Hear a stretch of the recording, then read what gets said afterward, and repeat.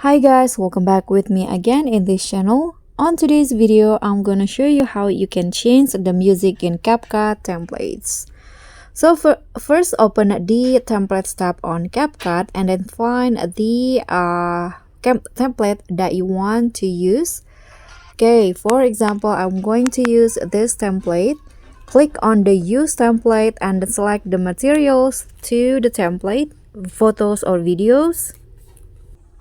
So after this, click on next.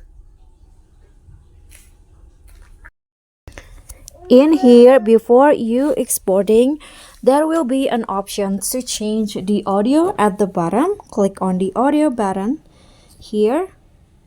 And you can change the audio to the one you want. You can also extract the audio or add your own sound. So just choose one. Okay, so I've already changed it into this static sound and you can just export after that. But please be noted that these audio options may not be visible or available in every template because it depends on the template itself.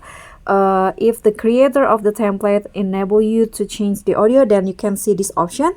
But if you're not, if you don't see that, that means the creator do not allow you to change the audio. Okay, so that's all from me. Thank you guys so much for watching. Don't forget to like, comment, and subscribe, and also click on the thanks. Bye.